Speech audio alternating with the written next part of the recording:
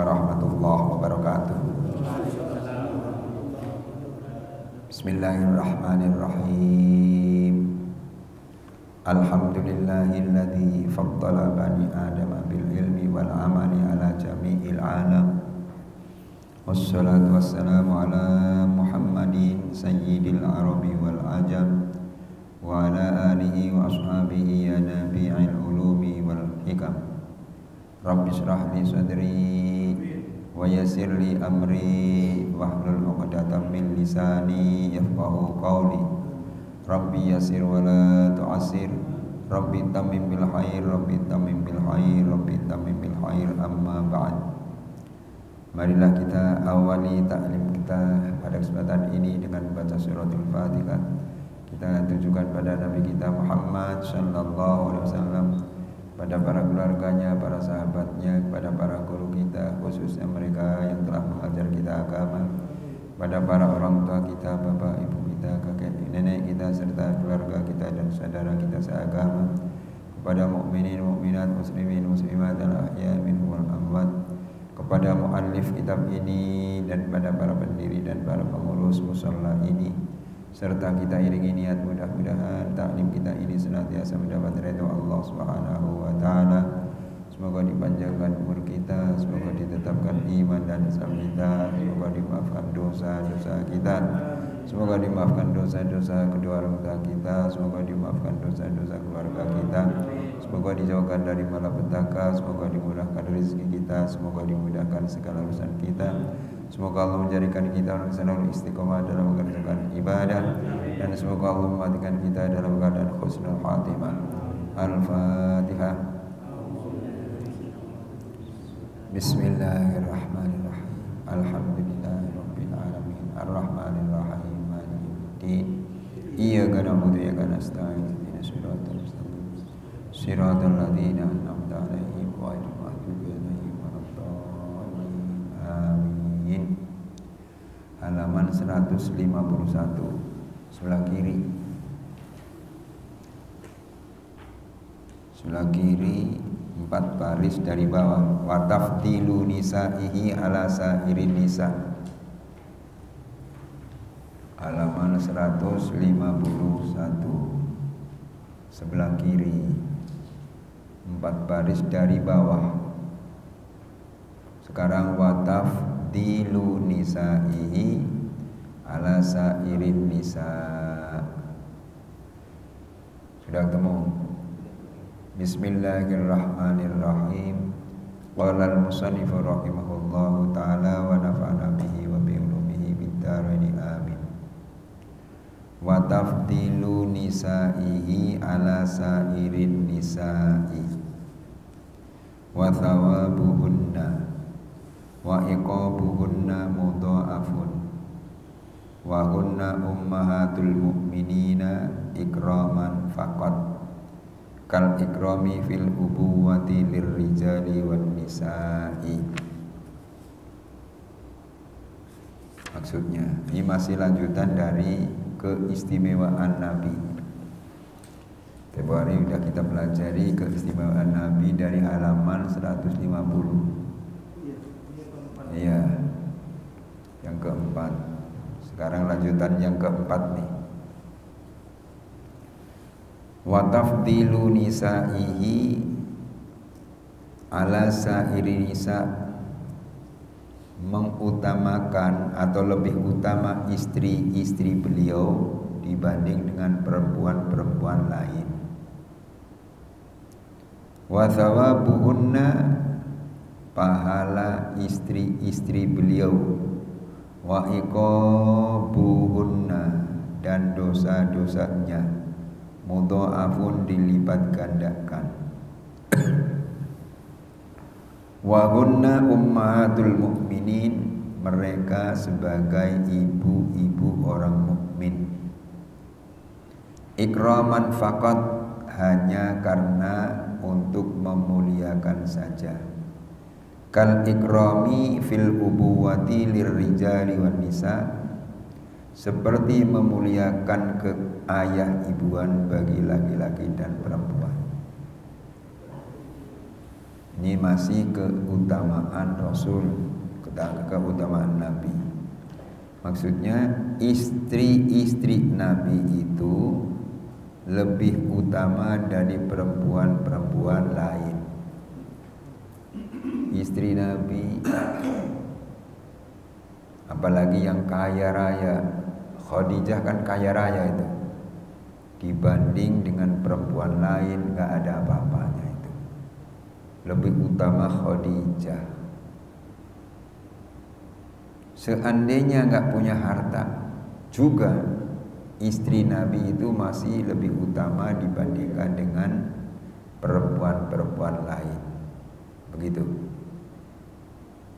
Nah, sebab mereka itu lebih utama dari perempuan-perempuan lain, maka kalau istri Nabi atau mereka mengerjakan pekerjaan yang baik, pahalanya dilipat gandakan. Wa thawabuhunna, pahala istri-istri beliau, wa iqabuhunna, dan dosa-dosanya mudha'afun, dilipat gandakan. Tuh. Jadi istri Nabi kalau mengerjakan kebaikan, pahalanya beda dengan perempuan yang lain. Pahalanya dilipat gandakan oleh Allah Subhanahu wa taala. Begitu juga sebaliknya, barangkali seandainya istri Nabi ada yang mengerjakan kesalahan, mengerjakan yang diharamkan oleh Allah, misalnya, itu pun siksanya akan dilipat gandakan, melebihi perempuan dan perempuan lain. Cuma istri Nabi tidak ada yang mengerjakan kesalahan. Semuanya benar, semuanya tawadhu, sopan santun, begitu tuh. Jadi nggak ada yang mengerjakan kejahatan. Ini cuma seandainya. Wa hunna ummahatul mukminin ikraman faqat. Mereka sebagai ibu-ibu orang mukmin hanya karena untuk memuliakan saja. Jadi istri Nabi itu punya gelar ummul mukminin, ibunya orang-orang mukmin. Itu istri Nabi, ibunya orang-orang mukmin. Itu cuma atau hanya karena untuk memuliakan saja. Di gelar ummul mukminin itu adalah untuk memuliakan. Kal ikrami fil ubuwati lirijali wan nisa, seperti memuliakan keayah ibuan bagi laki-laki dan perempuan. Orang punya ayah dimuliakan, punya ibu dimuliakan, dimuliakan. Jadi gelar istri Nabi adalah ummul mukminin atau ummahatul mukmin, ummahatul mukminin. Itu gelarnya. Itu termasuk keistimewaan Nabi Muhammad sallallahu alaihi wasallam. Terus halaman 152. Wa tahrimu su'alihim illa min wara'i hijabin zakara dzalika syarqawiyyu. Diharamkan bertanya kepada istri-istri Rasulullah sallallahu alaihi wasallam kecuali dari balik hijab. Demikian hal itu disebutkan oleh Syekh As-Sarqawi. Jadi kalau tanya atau minta, ada orang sahabat Nabi laki-laki kan, misalnya laki datang ke rumah Nabi, cuma tanyanya yang ditanya istri Nabi itu ada hijabnya, ada aling-alingnya, ada tutupnya. Istri Nabi ada di sebelah sini, yang tanya di sebelah sana. Gak boleh itu langsung dibuka, gak boleh itu tahrimnya. Jadi diharamkan. Makanya terjaga sekali istri Nabi, terjaga sekali. Zakara dzalika Syarqawi, demikian hal itu disebutkan oleh Syekh Syarqawi. Itu pendapat Imam Syarqawi begitu tuh. Itu istri Nabi, Masya Allah. Thumma qala fahuwa sallallahu alaihi wasallam khatimun nabiyyin. Kemudian Syekh Sarqawi berkata, maka Rasulullah sallallahu alaihi wasallam adalah nabi terakhir. Jadi Rasulullah adalah nabi terakhir dari 25 nabi yang wajib diketahui namanya. Mulai dari Nabi Adam sampai Nabi Muhammad. Adam, Idris, Nuh, Soleh, Ibrahim, Lut, Ismail, Ishak, Yakub, Yusuf dan Ayub, Su'aib dan Harun dan Musa dan Ilyas, Yunus, Zakaria, Yahya dan Isa. Tuh. Itu jumlahnya ada 25. Nah, Nabi Muhammad adalah nabi terakhir. Nabi terakhir. Dan yang perlu diketahui lagi, jangan salah paham, semua nabi itu mulai Nabi Adam sampai Nabi Muhammad adalah agamanya sama, Islam. Gak ada nabi yang agamanya Kristen, gak ada. Semuanya Islam. Walaupun Nabi Isa, iya Nabi Isa juga Islam. Cuma syariatnya berbeda-beda. Beda-beda. Di zaman Nabi Adam belum ada kewajiban zakat. Nah, kalau ada kewajiban zakat pada zamannya Nabi Adam, kamu dikasih ke siapa? Orang nggak ada orang. Dunia segini lebarnya, dihuni cuma 2 orang, Adam dan Hawa. Kalau kewajiban mengeluarkan zakat, siapa yang terima? Mustahiknya siapa? Nggak ada. Begitu. Jadi syariatnya beda. Kalau agamanya semua sama, Islam, Adam Islam, Isa Islam, sampai Nabi Isa itu Islam, bukan Kristen, bukan. Jadi penutup dari 25 nabi itu Nabi Muhammad SAW. Penutupnya loh, semuanya menurut satu keterangan ada 124.000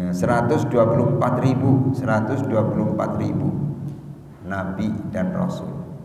124.000. Tapi dari 124.000 itu ada yang pilihan, yang menjadi pilihan. Jadi lebih hebat lagi. Disaring. Berapa? 313. Dari 313 itu ada pilihannya lagi. Berapa? 25. Yaitu mulai dari Adam, Idris, Nuh, Soleh, dari Edan sampai Muhammad. 25 itu pilihannya.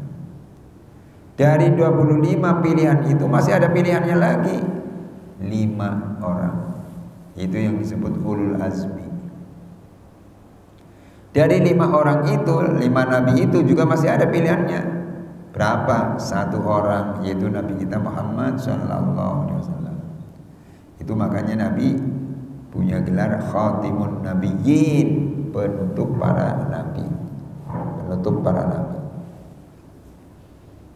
Wa sayyidu waladi Adam azmain, dan Nabi adalah pemimpin anak keturunan Adam semuanya. Jadi Nabi Muhammad pemimpin keturunan Nabi Adam.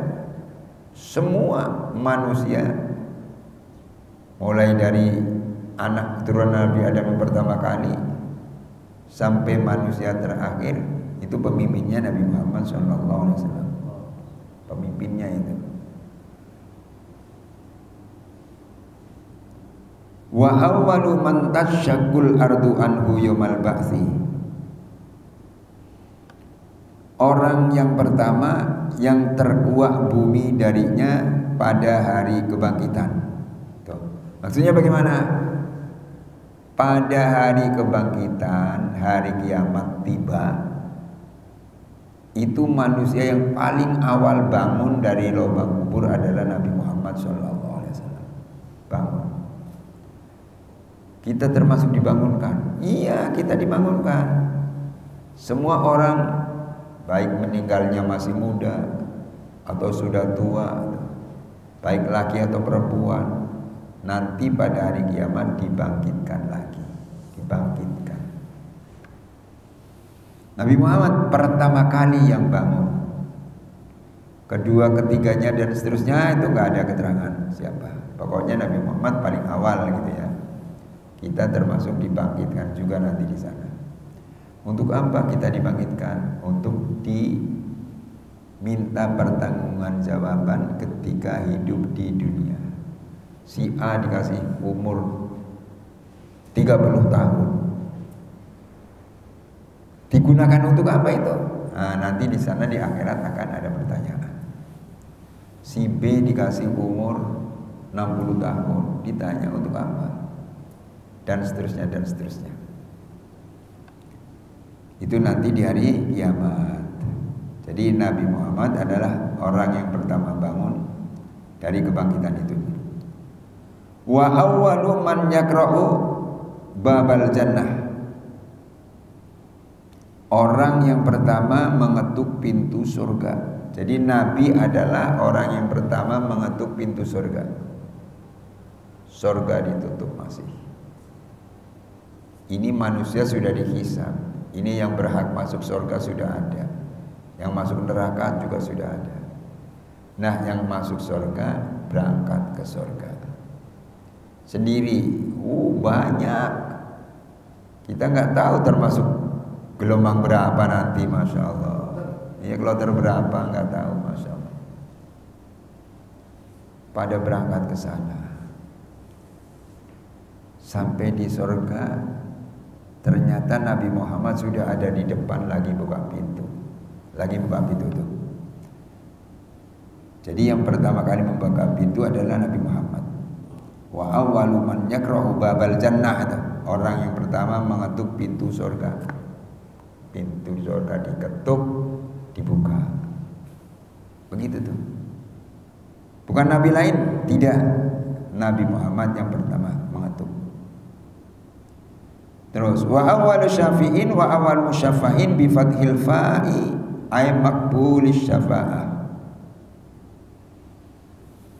Orang pertama yang memberi syafaat dan orang pertama yang diperkenankan untuk memberi syafaat. Lafaz musaffain dibaca fathah huruf fa-nya. Musaf tuh, musaf dibaca fathah huruf fa-nya. Artinya yang diterima syafaatnya. Maksudnya Nabi Muhammad adalah orang pertama yang memberi syafaat dan orang yang pertama yang diperkenankan untuk memberi syafaat.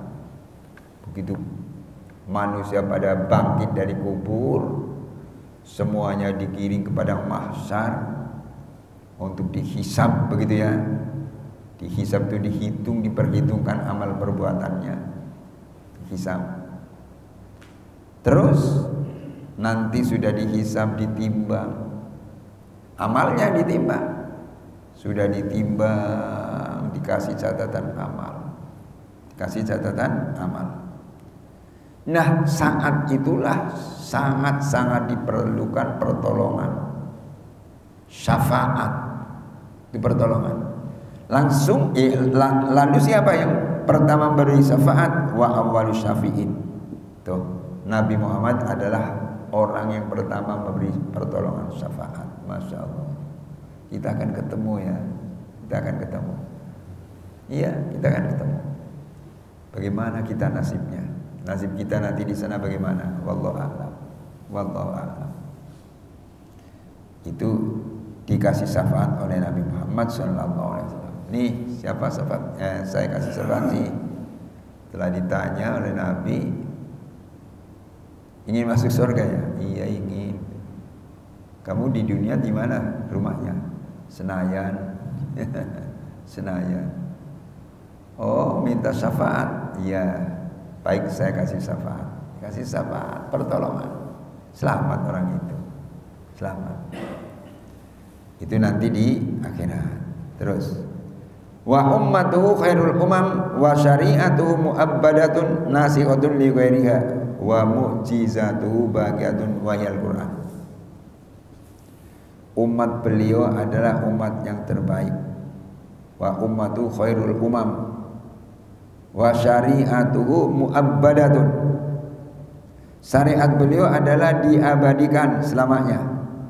Yang menghapus atau membatalkan syariat-syariat yang lainnya. Dan mukjizatnya adalah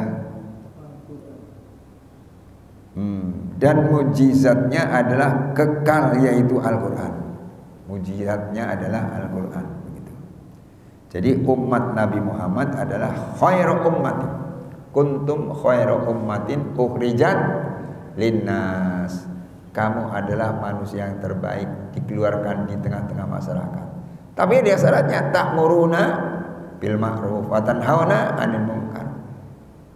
Disebut umat terbaik kalau mau amar ma'ruf nahi munkar, menyuruh yang baik dan mencegah yang jahat, baru termasuk umat yang baik. Tapi kalau tidak mau amar ma'ruf nahi munkar, ya enggak termasuk khair umatin. Tidak. Iya, beda golongan. Tuh. Makanya amar ma'ruf itu penting. Ya, walaupun kita tidak bisa amar ma'ruf sampai ke lingkungan yang lebih panjang, lebar, amar ma'ruf dulu pada keluarga kita. Istri udah kedengaran azan, sholat yuk. Nah, kita udah sholat di musola, sholat zuhur berjamaah, pulang, temu istri kan, tanya, udah sholat? Belum. Sholat, amar ma'ruf nahi mungkar. Keluarga ada yang mau mengerjakan kesalahan, kita tahu, kita cegah, jangan kau kerjakan begitu. Itu nahi mungkar namanya. Jadi kembali pada ini, umat Nabi Muhammad adalah umat yang terbaik. Umat yang terbaik. Wa syari'atu mu'abbadatun. Syariat beliau adalah diabadikan selamanya. Jadi syariatnya itu terus, hukumnya maksud terus tuh. Nasikhatun li ghairiha, yang menghapus atau membatalkan syariat-syariat lainnya. Jadi syariat yang dibawa oleh nabi-nabi sebelumnya itu dihapus dengan datangnya Al-Quran. Jadi sekarang Al-Quran nasikhatun. Wa mu'jizatuhu baqiyatun wa hiyal Quran. Dan mukjizatnya adalah kekal, yaitu Al-Quran. Nah, Nabi Muhammad banyak mukjizatnya, tapi yang kekal adalah Quran, mukjizat Quran. Nabi Muhammad nih mukjizatnya dari ini, sela-sela jari ini bisa keluar air muncul. Sahabat mau pada wudu pakai ini, air yang keluar dari celah-celah jari Nabi. Kalau kita nggak keluar, paling keringetan ya. Nabi Muhammad muncul tuh. Itu mukjizat. Nabi Muhammad bisa memperbanyak makanan yang sedikit. Bagaimana maksudnya? Nabi Muhammad kan diundang, suruh baca doa oleh seorang janda. Nanti datang ke rumah ya, saya ada undangan punya hajat begini. Oh iya datang, terima kasih. Tapi yang punya rumah nggak menentukan 5 orang saja, enggak, cuma nanti malam datang ya. Akhirnya Nabi berangkat pada waktu yang sudah ditentukan, sahabat pada ikut. Kata yang punya rumah, saya mau bikin makanan sekian sajalah, paling yang datang 5 orang misalnya. Nggak tahunya satu masjid dibawa semua oleh Nabi.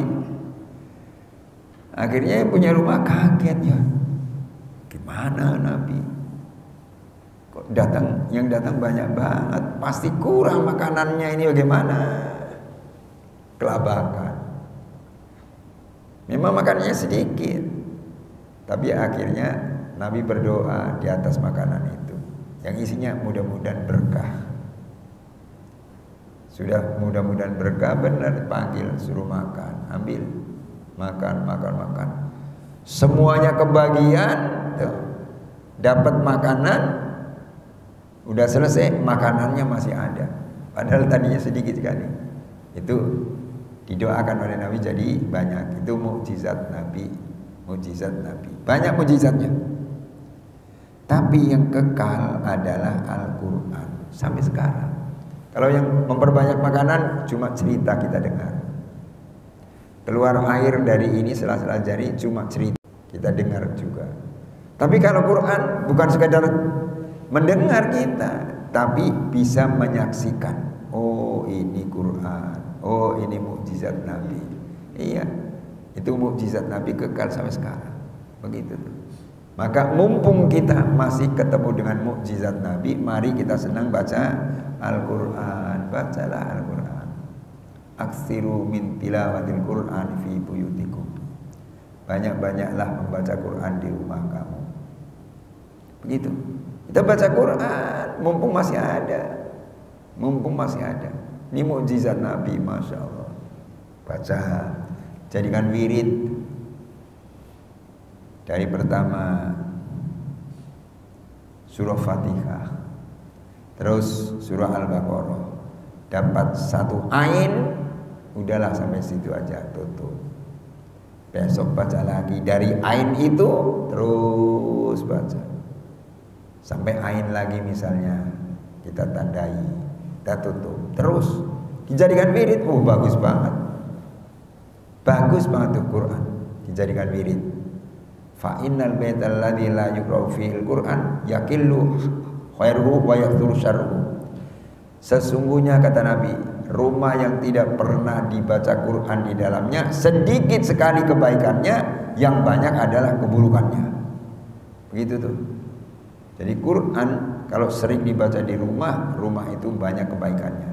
Tapi kalau Quran jarang sekali dibaca, apalagi nggak pernah sama sekali dibaca tuh di dalam rumah itu sebaliknya, kebaikannya sedikit sekali, yang banyak adalah kesalahan, kejahatan, keburukannya. Masya Allah. Maka kita tanya pada hati kita, kalau begitu rumah saya termasuk ukuran baik atau jelek menurut Rasulnya? Jawabannya di hati kita. Kalau kita sering baca Quran, oh tandanya rumah kita termasuk rumah yang baik menurut Nabi. Banyak baca Quran. Tapi kalau kita tidak pernah baca Quran, ya itu termasuk rumah yang buruk. Begitu ya.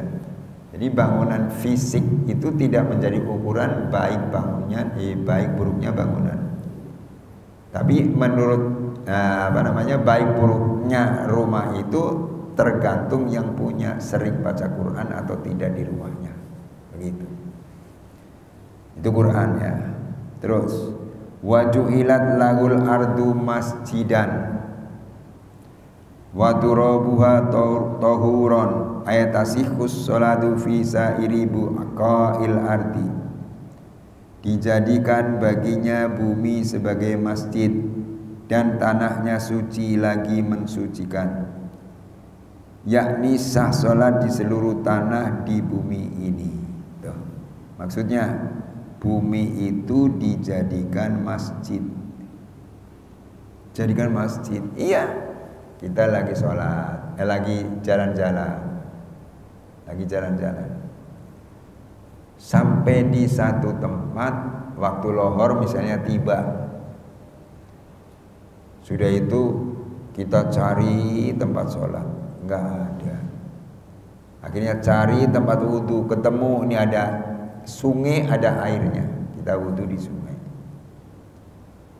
Masjid nggak ada, musola nggak ada. Saya musola di mana? Di situ sudah boleh. Itu yang maksudnya bumi itu dijadikan masjid. Sah sholatnya itu di atas bumi. Ya kalau bisa ada seperti sajadah, walaupun bukan sajadah. Misalnya kita lagi jalan-jalan kan nggak bawa sajadah.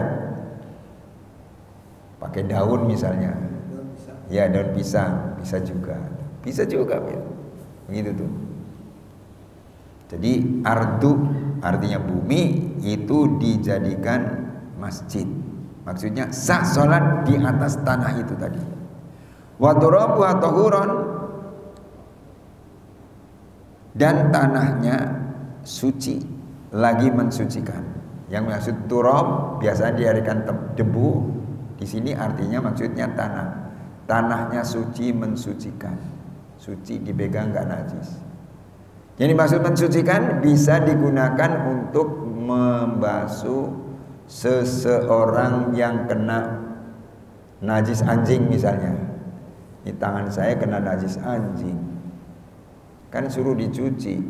Cucinya nggak sama dengan cucian biasa, tapi dicucinya 7 kali.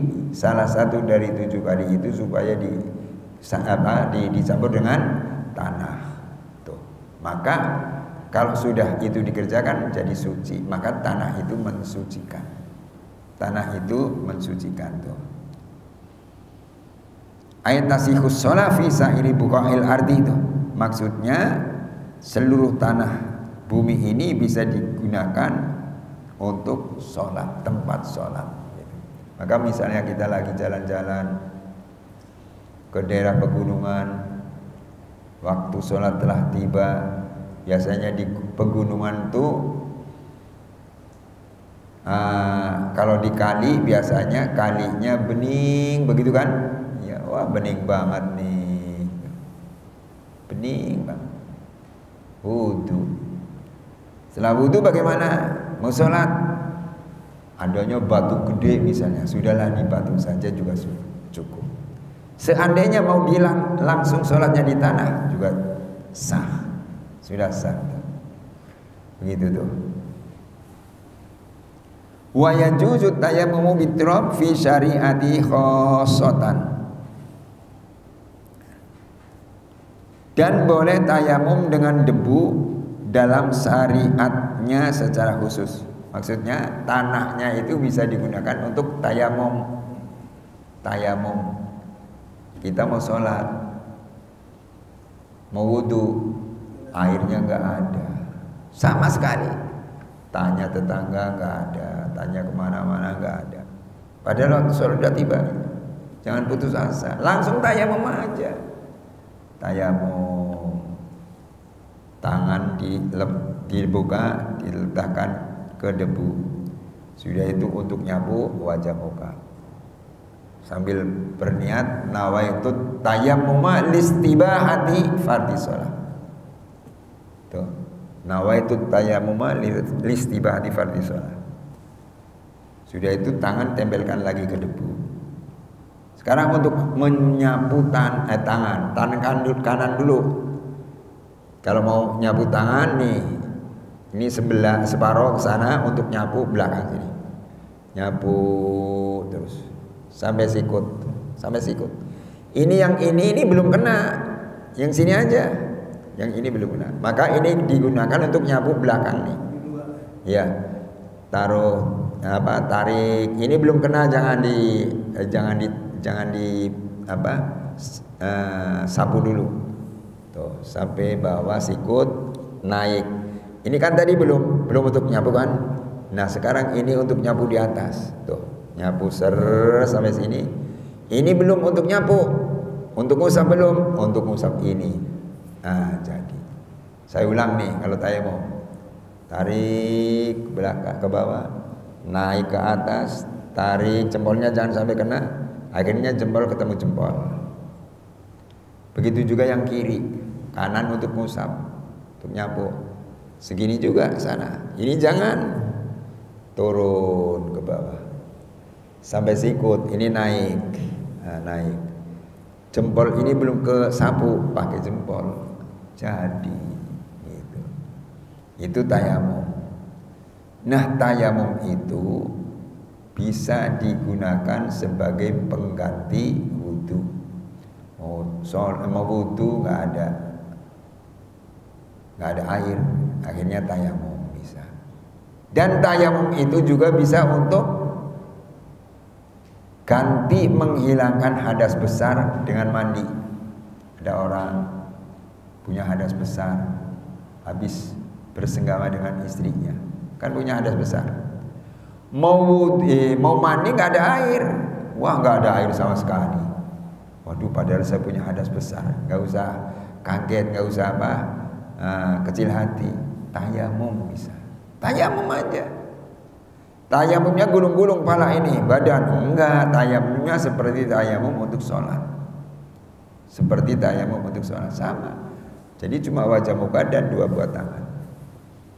Itu untuk menghilangkan hadas besar. Dan nanti akhirnya misalnya kejadiannya itu malam, punya hadas besarnya, mau sholat subuh, sudah tayamum, ya sholat subuh aja udah terus. Sholat subuh.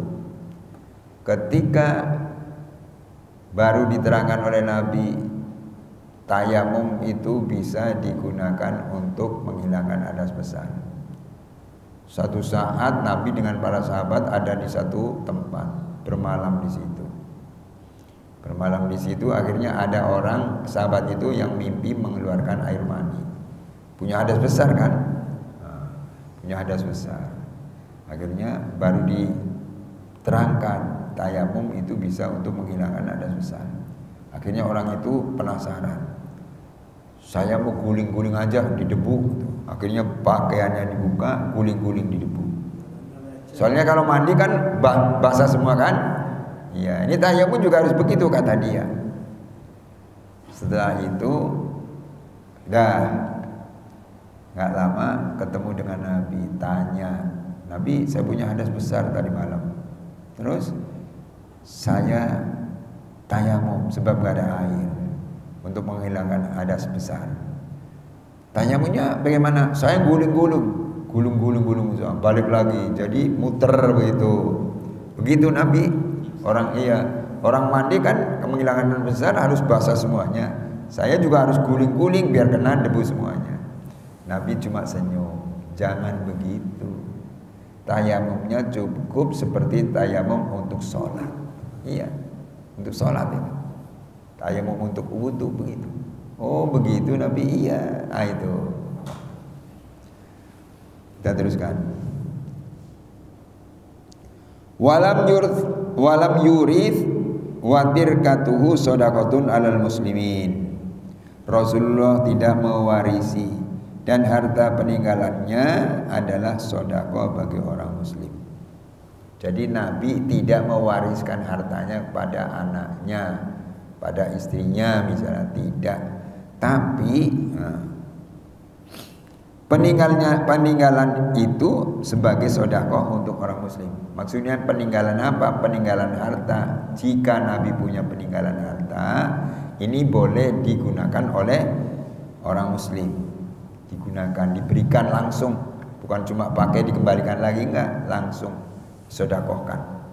Nih Nabi mempunyai ini, bakal kamu ya terima. Baik, terima kasih. Masih ada yang lain lagi dikasih, yang lain lagi dikasih lagi. Itu harta tinggalan Nabi Muhammad SAW, dibagikan kepada orang muslim. Wa ursila ilal insi wal jinni wal malaikati wa huwa aktsarul anbiya'i atba'an. Beliau diutus kepada manusia, jin dan malaikat. Dan beliau adalah nabi terbanyak pengikutnya di antara para nabi itu. Jadi beliau diutus kepada manusia, jin dan malaikat. Jin, maka kan ada jin Islam. Dan ada masjid jin di Mekah, ada masjid jin kan? Iya, di Maklah tuh, dekat kuburan umum. Itu ada masjid, ada masjid jin. Kenapa disebut masjid jin? Dulu waktu Nabi Muhammad ngajarkan agama di tempat itu, ada jin yang ikut ngaji. Jin ikut ngaji. Setelah selesai itu Nabi tahu ini jin. Nah, akhirnya selesai itu jin itu bawa ilmu, diajarkan kepada orang lain. Ngaji pada Nabi. Nah, sampai sekarang masjid itu disebut masjid jin. Masjid jin. Jadi Nabi Muhammad diutus pada manusia, jin dan malaikat, dan dia adalah nabi yang terbanyak pengikutnya. Di Indonesia saja berapa? 90% umat Islam penduduk Indonesia, ya. Itu baru di Indonesia.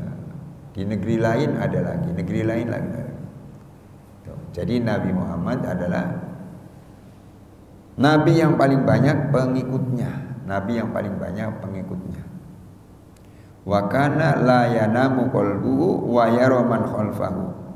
Nabi SAW tidak pernah tidur hatinya, beliau dapat melihat orang yang ada di belakangnya. Jadi Nabi itu tidak tidur hatinya walaupun matanya ngantuk. Mata ngantuk, agak tidur sambil duduk, tapi hati Nabi tidak tidur. Hati Nabi tidak tidur. Maka biasanya disebut tuh, dibaca kalau memajikan, wa qalbuhu lam yanam wal ainu qad na'asat wala yura asru baulin wala yura dhilluhu fi syamsi dhu fatani. Hati Nabi tak tidur walau matanya ngantuk, bayangannya tak nampak walau sangat panasnya. Tuh, Nabi ngantuk,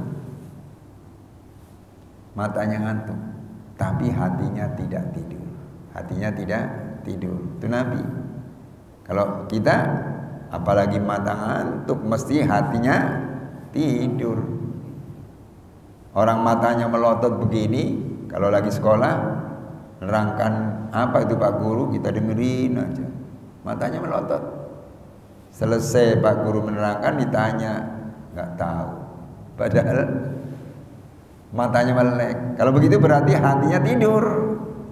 Iya, hatinya tidur. Kalau Nabi matanya ngantuk tapi hatinya tidak pernah tidur. Begitu tuh.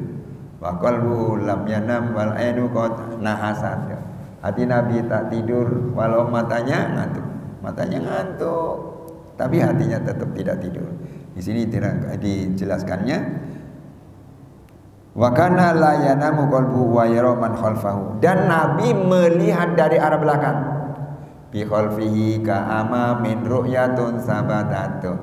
Arah belakangnya seperti depan melihat. Maksudnya Nabi lagi jalan ke sana.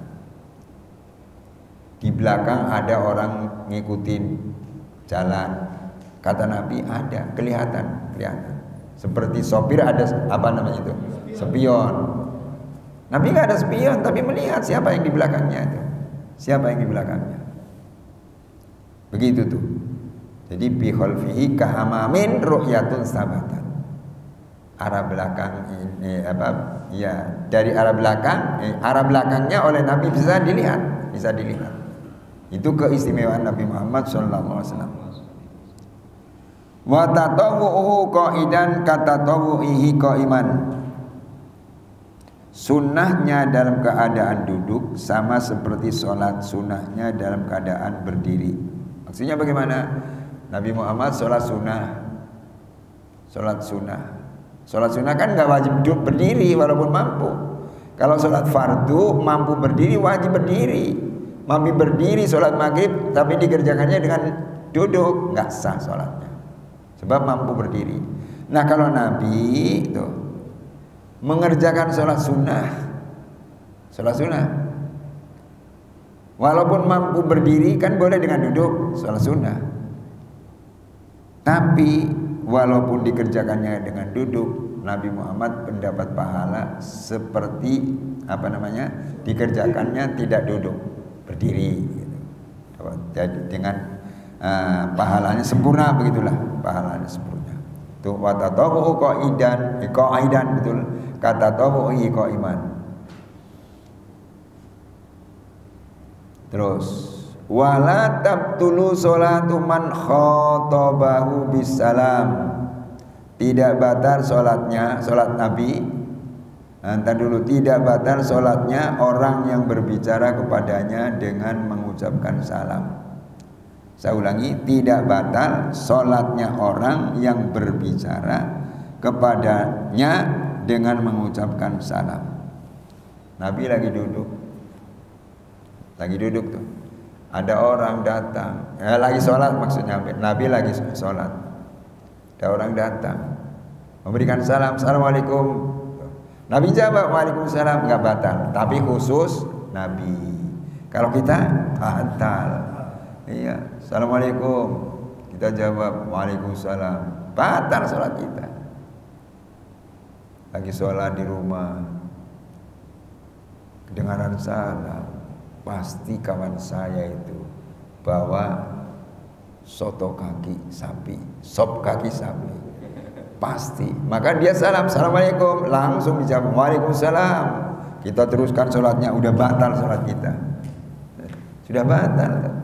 Kalau Nabi tidak, itu keistimewaan Nabi. Wala tabtulu sholatu man khatabahu bisalam. Wa tajibu ijabatuhu fi sholati wala tabtulu biha wa rafi'lan katsiran. Dan wajib menjawab salam itu dalam sholat, dan itu tidak membatalkan sholat walaupun merupakan perbuatan yang banyak, fi'il katsir, fi'lan katsiran. Jadi tidak batal sholatnya orang yang berbicara kepadanya dengan mengucap salam, dan wajib menjawab salam itu dalam sholat, dan itu tidak membatalkan sholat. Jadi kalau Nabi lagi sholat, dibaca salam, assalamualaikum, jawab Nabi, batal sholatnya Nabi? Tidak, itu khusus untuk Nabi, khusus untuk Nabi Muhammad SAW. Jadi tidak batal ya, tidak batal. Itu keistimewaan Nabi. Terus halaman 153. Udah Isya. Oh, kalau sudah Isya sampai di sini dulu. Insya Allah giliran akan datang bisa disambung kembali ya. Mudah-mudahan ada manfaatnya. Kita tutup dengan berdoa.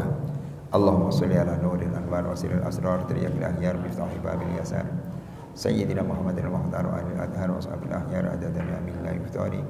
Allahumma ja'alna wa auladana min ahli ilmi wal khair wa la taj'alna wa iyyahum min ahli syarr wa ta'ir. Innaka ala kulli syai'in qadir. Allahumma a'inna ala dzikrika wa syukrika wa husni ibadatik. Allahumma ij'al jam'ana hadza jam'an marhuma wa tafarruqana min ba'di tafarruqan ma'suma. Wa la taj'al fina wa la ma'ana syaqiyan wa la matrudan wa la mahruma bi rahmatika ya arhamar rahimin. Rabbana anzilna munzalan mubarakan wa anta khairul munzilin. Rabbana atina fid dunya hasanah wa fil akhirati hasanah wa qina adzabannar. Rabbana arzuqna taqwa wal istiqamah wal qanata wa husnul khatimah. Wa sallallahu ala sayyidina Muhammadin wa alihi wa sahbihi ajmain. Walhamdulillahirabbil alamin. Assalamualaikum warahmatullahi wabarakatuh.